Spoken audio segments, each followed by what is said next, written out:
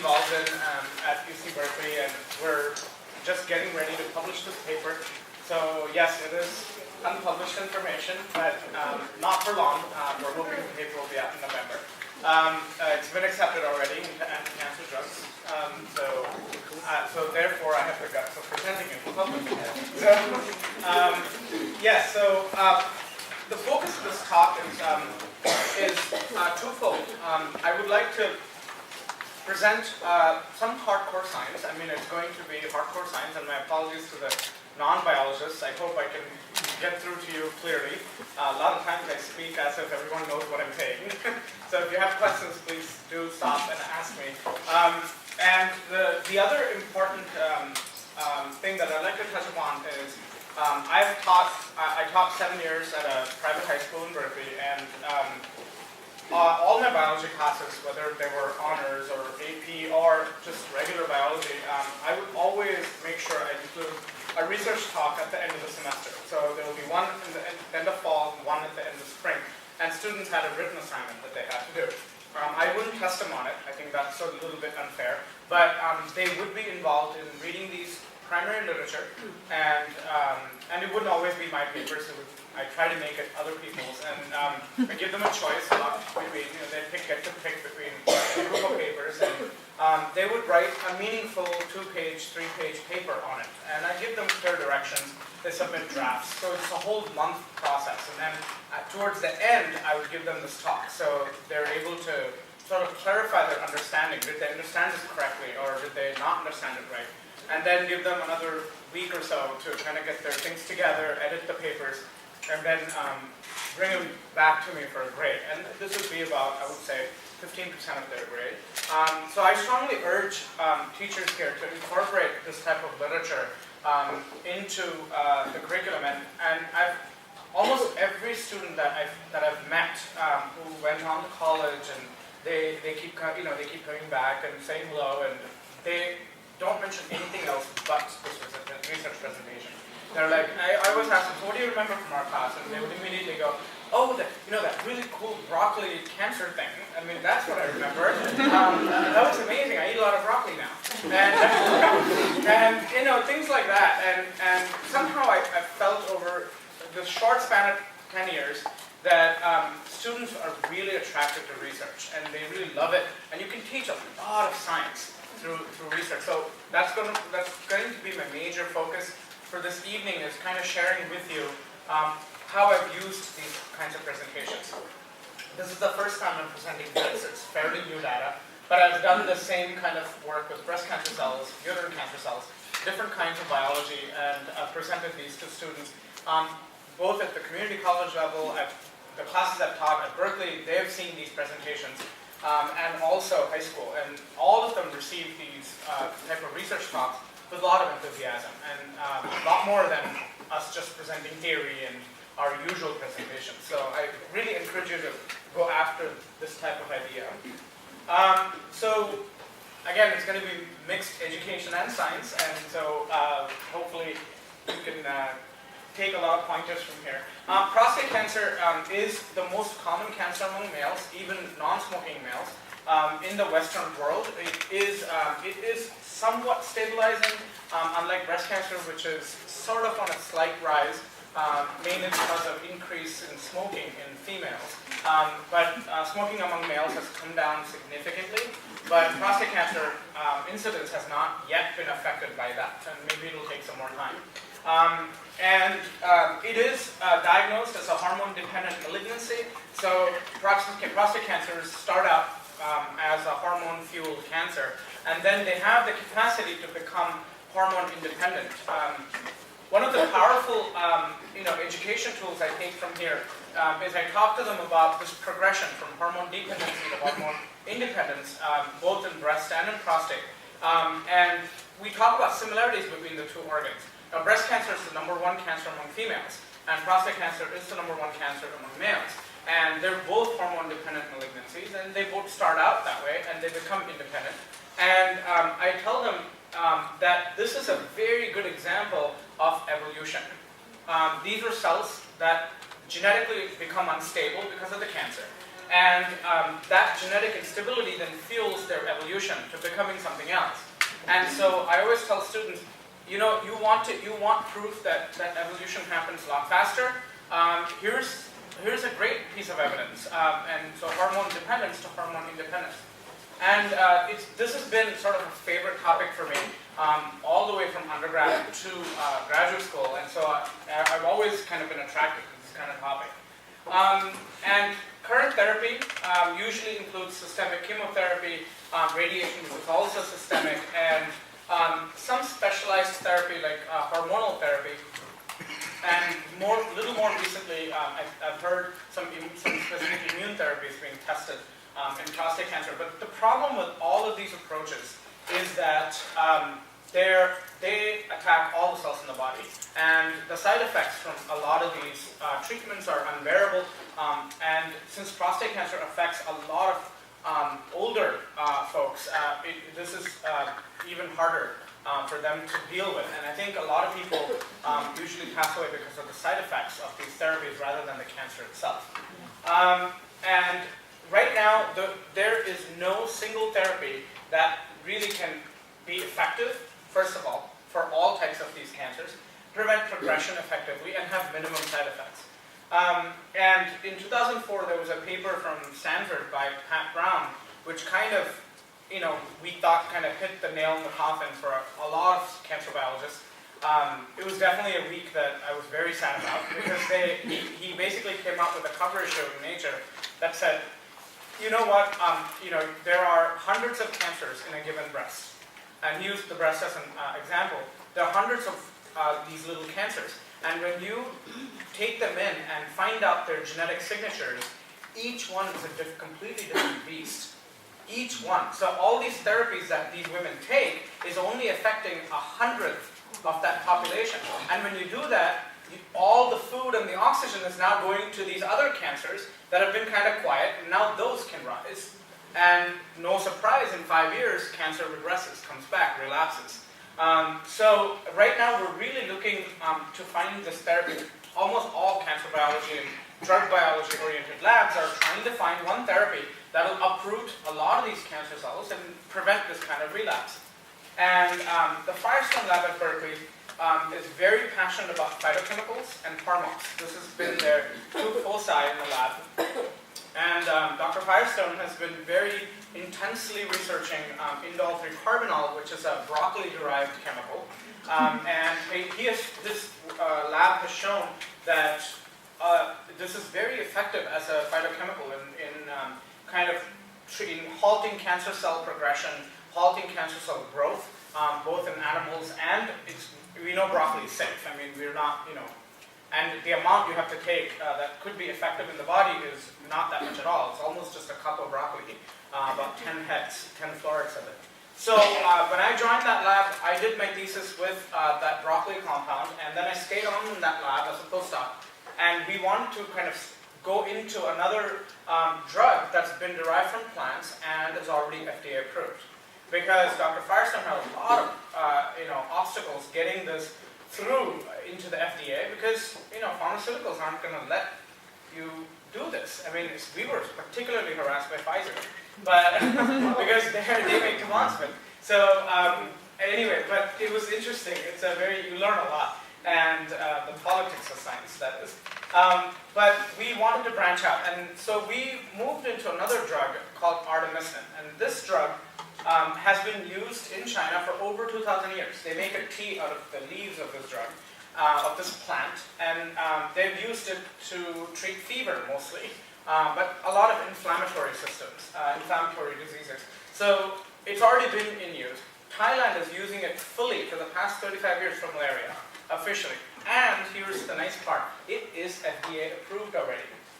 It was FDA approved in the 80s. Yes, for malaria, but it is FDA approved, and it's one of the safest drugs a person can take. It's even safer than the broccoli chemical, if you ask me. So that's a different thing, not the broccoli cheese. No. The broccoli one is indole-3-carbinol, and that one seemed to have some liver issues in the animals, which is why I kind of moved on to this one, because this one was even more promising. And this one really has no effects at all. I mean, you really go beyond the cancer effective dose about 10 times, and that's when you kind of start seeing some neurological effects, but they're mild. So yeah, here's a drug that is FDA approved, so hopefully we make through the hoops a lot quicker through this patent and all that, so hopefully that I thought that was an interesting thought this time. But we'll get to that. In terms of androgens, so most of us know androgens. The common term used for androgens is testosterone, although testosterone is just one androgen. So here's another thing you can teach your students, that this is not a male hormone. This is a hormone found in everybody, and estrogen is a hormone found in everybody, and males have a little more of this than usual, but females can make this also. But androgens are essential to the development and maturation of the prostate, which, just like the breast, happens after puberty. The prostate matures after puberty. And they stimulate cell proliferation, cell differentiation of prostate cells, but they also help fuel prostate cancer cells to grow. And that's been shown for decades now in culture. And we know that high levels of androgens are associated positively with prostate cancer. So populations that have very high levels of androgen, and this the population that does have the highest amounts is African American, and they have the highest levels of prostate cancer in the world. And again, the opposite side of the story, Japanese men have the lowest levels of androgens, and prostate cancer is unheard of in that country with that level of smoking, which is very surprising. But yeah, I mean, they have very little prostate cancer there. And the most effective evidence comes from really ancient history in Egypt, when you looked at, they had really good records about health of their eunuchs, and eunuchs had orchidectomy at a very early age, where their testicles have been removed at a very early age, and prostate cancer is literally unheard of in them. But prostate cancer was high in people who were not orchidectomized in Egypt, so they had documentation for it. And this study has been done in the 20th century, again, with patients, young children who've had testicular seminoma. They had to have their testicles removed, but the family had a history of prostate cancer, but these guys never got it, indicating clearly that androgens are possibly linked to prostate cancer. There's no air of doubt here that this is the case, that androgens do fuel prostate cancer growth. How androgens work, this is something we do. Sorry, it's not showing up really well, but I can walk you through this really quickly. But so androgens are fat-soluble hormones, and again, this is usually a good topic to use when we do systems physiology, when we do animal physiology, second semester of our biology year. And so I walk them through the classic pathway. This is steroid, binds to its receptor, and then turns on particular genes, specific genes, that will aid in its function. So if androgens are involved in thickening of the vocal cords, those genes are turned on specifically. Genes that will regulate the prostate get turned on, seminal vesicles, production of seminal fluid. All of that is dependent on androgens. So we go through all the classic effects, but I also find it interesting when we talk about this side of the pathway, which is a new discovery, relatively new discovery I should say, where there's non-genomic effects, where the androgen doesn't come into the cell, but it activates receptors on the membrane, and then it causes the proper signal transduction, where the signals pass down from one protein to another, like a domino effect. That's why it's called a kinase cascade. And then it has a set of effects in the cell, which are unique. And why is this interesting? Because it's important for people to understand, even a ninth grade student, in my opinion, should know that hormones are not these simple chemicals that walk in and do one thing and they leave. And I think, unfortunately, that kind of seed gets sown in our minds, and that never leaves. And I still have students in college who refuse to, on some level, accept that hormones have multi-directional effects, and that they do several things at once. They can do several things at once in the same cell. It's very difficult for them to accept that. And I sort of went back and I thought, and I said, you know what, that's because we always teach them, one hormone does one thing, and this is how it works, and this is it. And I think one of the philosophies that my mentor passed on to me, Dr. Firestone, is he always said, I don't care who your audience is, it could be a set of second grade students, you have to learn to respect their intelligence and never think, oh, they'll never understand this. You know, that will be your shortcoming if they don't get it. And you should always respect that. And I've always taken that very seriously. Of pretty much everything else that he said, that's the only thing I've taken seriously. But that really appealed to me because I felt like, you know what, that's right. You know, and so when I teach these students and we go through all this, I'm never afraid to think, oh my gosh, this is too much for them. Or I'm going to have parents knocking on my office door saying, what are you teaching my kids? You know, and we don't get it. Okay? But you know, that has honestly never happened. So the students understand it. They like the fact that I respect their intelligence, that I'm teaching them this, and that I make sure that they follow it. Maybe it takes a little more time, but we have to try. So again, the multidimensional aspects of hormones, we can demonstrate through this.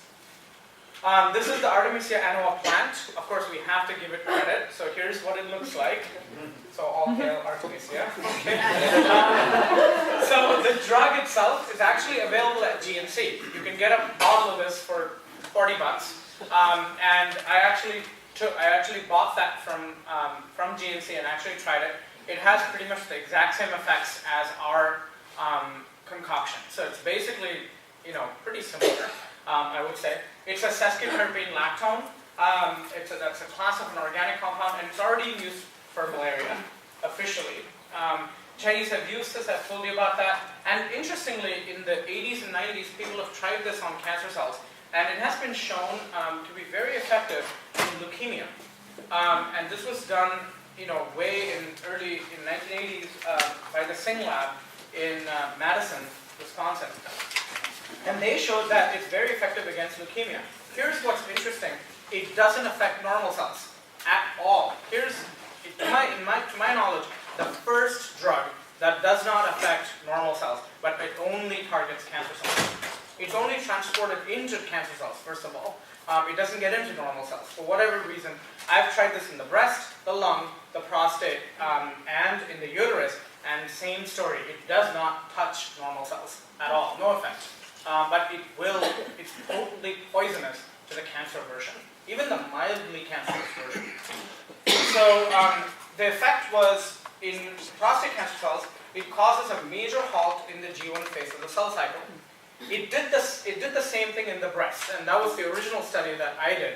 And this was all done by my graduate student, because I wanted him to try it in prostate. And I said, I've done this in the breast, I've already published it, why don't you try this in the prostate, see what happens.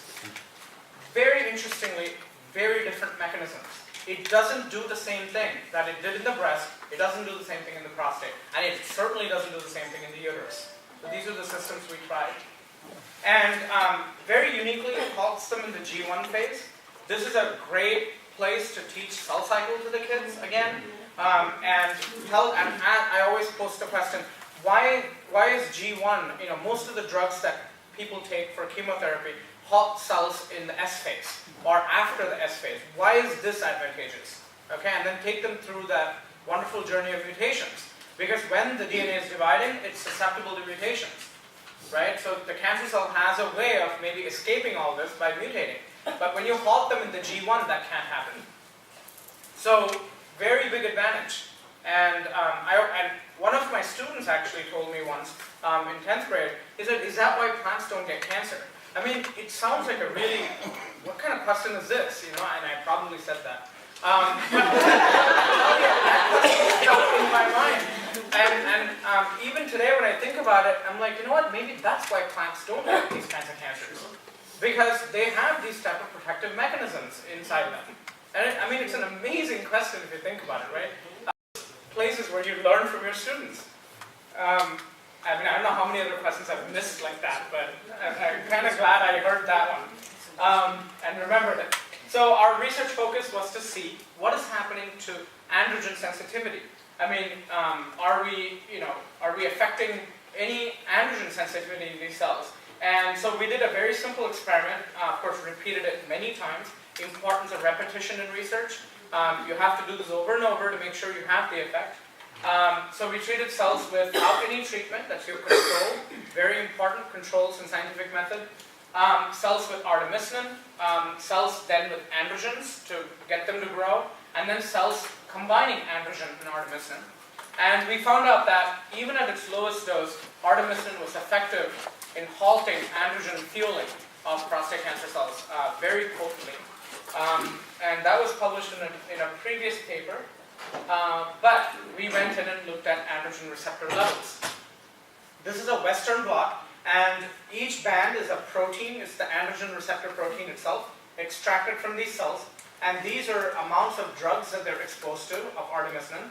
And as you see, as you increase the dose, the levels of androgen receptor starts falling. And PSA is prostate-specific antigen, and that's a target of androgen receptor. So this is showing that functionally, there's a drop as well. So the function of androgen receptor is going down because its target is also going down. And this is our loading control to make sure that, people aren't cheating. So importance of controls. Well, you have to believe your own data first, right? So you have to have the proper controls for that. And one of the main hypotheses here, and I always like to include some reality to this, and that really makes students perk up and think, oh, they're humans too. Because the jump from this and the jump from this to the next step took us 6 months. And it all has to do with ego. And because I kept thinking, the RNA has to go down. If the protein's going down, the RNA must be going down. And that's what happened with estrogen receptor. In my research, in my hands, in breast cancer cells, the RNA went down, the protein went down, it made perfect sense. And I kept telling my poor graduate student, no, you've done this wrong, go repeat it. Repeat it. He repeated this at least 30 times that I can recall. And at one point he said, that's it, I'm quitting this program, I can't deal with it anymore. And that also happens. And of course then you cajole them and say, okay, we'll see what happens. So we took a break from this for a month, came back, and hypotheses can be wrong. And you have to be mature enough to accept it. And a lot of us aren't. So you have to tell them this is reality, And then we realized that this isn't going down at all. And then we took a break, and then when we came back, we realized maybe the protein alone is going down, and nothing's happening to the RNA. Let's check that option out, and then we did. And so we took a drug called MG132. This drug stops any protein degradation in the cell. So it stops the organelle that does protein degradation. And then when we did this treatment, even our first try, and remember this is our first blot, it showed a very sharp effect that, artemisinin does not affect the RNA, it only destroys the protein. Yet another beautiful new mechanism from artemisinin, okay, that was distinct from all of the others that we've done. And the AR protein goes down without the MG132, that's our control, has to be there for this to be believable. And then when we did the treatment with MG132, artemisinin no longer can bring it down. And again, the thickness of the bands refers to the amount of protein. So notice that AR doesn't go down here, and this is quantified here for you. And so the effect is partially reversed. So we went on and we said, if this is happening, how? How is this happening? And we have this little molecule called ubiquitin, and typically, if I want a protein destroyed in a cell, I have to label it. Building a protein takes a lot of energy. It's like building a house. And when I teach this concept of translation, I tell them how many ATPs and GTPs, how much energy goes into making of a protein. And so I tell them no cell should be responsible to get rid of a protein so easily. So there's lots of checks and balances in the cells. And I tell them that cells will usually plug this ubiquitin molecule to tell the cell, okay, this protein now can go. You can destroy this right now. And so when we look at ubiquitinated AR, there was a sharp increase in ubiquitinated AR, confirming that, wow, our thinking is in the right lane now. So we quantified that here, obviously, so they always want quantifications of these things. And it was perfect timing, I tell you. Just a month before we did this, a paper came out, spectacular paper from the East Coast, I don't remember the author, but a really nice paper that described exactly this. How is androgen receptor normally destroyed in cells? I mean, talk about timing. This was perfect. We were ready to give up on this project. And this paper came because we didn't know where else to go, right? We'd have to sit and fish among millions of proteins as to which one is doing this effect. And we didn't have that kind of infrastructure. Nobody has that kind of time. And so that paper came out and we said, wow, And so I tell my students, you have to be up on the literature. If you're in research, you have to be. I have this religious habit even now. Sunday morning, the first thing I do is I wake up with my coffee, I sit in front of PubMed and look at what are the most recent papers in my field, just my field. And I have a set of search parameters, and it became a habit. And when I saw this, I said, oh my gosh, this is perfect. And I immediately called my students. That's one good thing in grad school. You can call your grad students anytime you want. They can call them and he goes, whoa, what? And I was like, pay attention. Look up this paper and read this, and I want you to present this at lab meeting. And then he got excited the next day. He said, wow, this is perfect. And then they found out that these are the players. And of course, we said, oh yeah, we'll use this. And then it turned out to be MDM2 and AKT1. There's lots of these kinds of abbreviations in biology. And I tell people, don't be intimidated. If you know what they mean, you'll be like, wow, that's it. Biologists are really bad at naming things. No patience. And so we noticed that the association of AR, when you treat cells with artemisinin, AR becomes associated with these proteins. What do these proteins do? They stick that ubiquitin on the AR and gets it destroyed. So, of course, you have to prove that too. So we looked at the AKT1 activity. We took this particular protein, it's called glycogen synthase kinase. We took that protein out of the cells that were not treated with artemisinin and that were treated with artemisinin. Something very simple. And then we looked at the AKT1 activity. And we found that AKT1 activity was higher in artemisinin-treated cells overall. And so that could explain why the AR was being ubiquitinated and destroyed, because that's AKT's job. And artemisinin was upping it. And we didn't use AR for this because we wanted to use another protein to confirm that this activity was indeed going up. And it wasn't just our bias with AR. So this is a completely unrelated protein. And now we used a drug that would inhibit that activity. And lo and behold, if you inhibit that activity, the AR downregulation that was beautiful is now gone. So again, proving that, you know what, this is AKT mediated. If you block the AKT, you no longer see this effect. So what is the model? Artemisinin is activating AKT. AKT is phosphorylating and ubiquitinating AR, and that's how AR is going down. So here's that mechanism. The concept of mechanism, I tell you, is sorely lacking in students who enter college. I've taught Bio 1A, I've taught the introductory bio here at Ohlone, and I tell you, it is sorely. The minute I say mechanism, they look at me like I'm cursing at them or something. They're like, what? And so I really feel like that concept should be taught really well, because when they come to universities, that's one of the first things they learn. And we assume that they've learned this in advanced biology classes in high school, and that's a gap. So here's some feedback for you. So mechanism is how things get done in the cell. So and this is basically one of those illustrations. And again, quantification of that same thing. And importance of repetition. If you want these bars, you need to repeat your experiments. And so when they do simple experiments, nothing is simple, but simpler experiments, I guess, in the lab, they need to know the importance of repetition and to reproduce their results properly. So the final proof, and I promise this is one of the last slides, the final proof of this is proving that if I remove the ability of AR to be ubiquitinated. So the hypothesis so far has been artemisinin activates AKT1. AKT1 then adds these ubiquitin groups to the androgen receptor protein, and that's what causes it to be degraded. Now, what if I take that site on the androgen receptor where these groups are being added, and I completely mess it up, right? Now it shouldn't go down. If it did go down, and here's something you can tell your students to do as an activity, or pose a question. What if I did this mutations and androgen receptor still went down? Then what would be your hypothesis now? That there are other compensatory pathways feeding in that we don't know about, and we're barking up on only one tree. There are many trees involved. So this one, fortunately, and that's why this is a paper now, otherwise it wouldn't be, we were very happy to see that this happened, and all these experiments happened fairly quickly, which is rare in biology. With that exception of that 1 month break, everything else kind of went fast after that. Of course, we needed things to be repeated to make sure that what we're doing is actually correct. So for this one, what happened was we took androgen receptor DNA.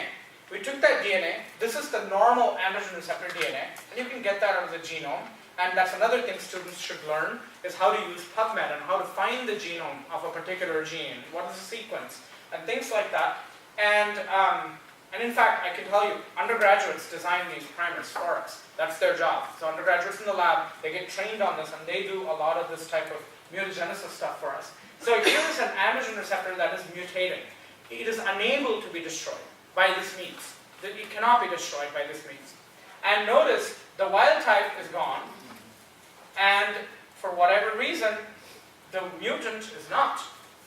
That adding a lot of strength to our hypothesis, which states that if you're not able to destroy the protein, then Artemisia is no longer effective.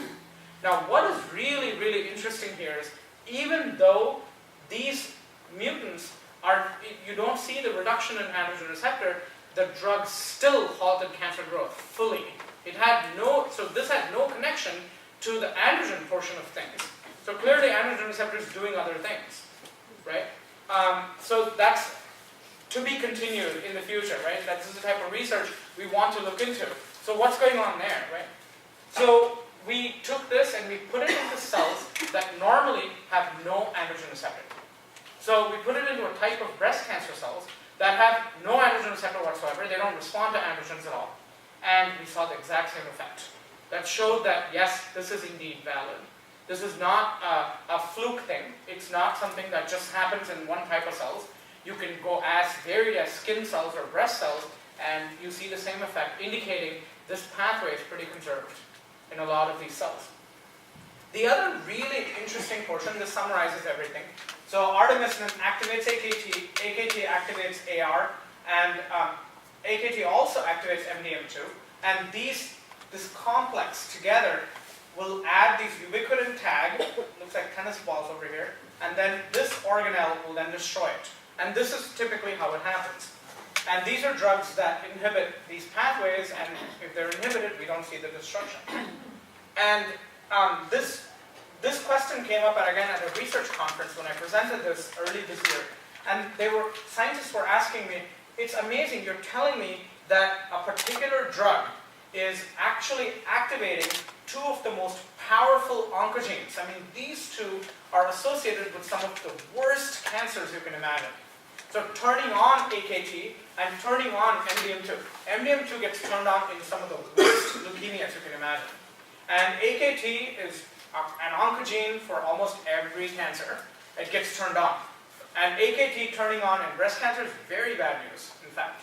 So here's a drug that turns on AKT and turns on MDM2, seemingly really, really bad things, right?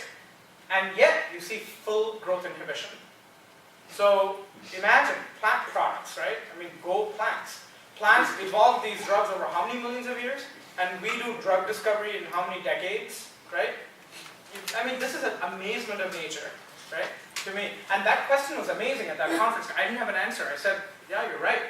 And I'm going to have to think of a defense for this. But it really encouraged, I still don't have an answer to this, obviously. This is research I'm going to be doing next summer as a visiting scholar to Berkeley, because this is bugging me a lot. So I got to go through this research. And but the idea is, you should never think of any protein as a good protein or a bad protein. It goes back and reinforces that idea. There's no such thing as a good hormone and a bad hormone. Everything has its set of properties. You have to take it into context, right? The stress hormone, which is cortisol, is extremely important for lactation. If you don't have cortisol, you don't have lactation properly happening, right? It's important for lung development. So, you should never, people tend to label these things. And I've noticed that a lot in graduate school because for me, turning on AKT and MDM2 being really bad proteins, it made sense when they asked that question. But later when I thought about it, I said, I shouldn't be narrow-minded. Proteins have many different functions, right? So as you can see, you can bring a lot by introducing scientific research into your classroom. And you can really have these students thinking. You can have them do technical reading, technical writing, and it leaves a huge impact on them. I have two questions. Go ahead. Are we on to that? Yes, please, I'm done. Oh, I wanted to, of course, thank them. Without them, I wouldn't have been able to do the work. She was an undergrad who started out as an undergrad, did her master's in our lab. She was an undergrad who did all the mutagenesis design, and we tortured her life for 2 years. And she ran. But we said, I'll give them some authorship for all that tech. So, yeah, but really, thanks to them, this work would not be possible. We also have some flyers for the science night here at Ohlone. It was a huge success last year. So if you're able to come, you're more than welcome to come. Natasha is passing out the flyers, so please check that out. It was really, really well attended last year, so parking was difficult. So plan ahead. You're coming. Sorry, go ahead with your question.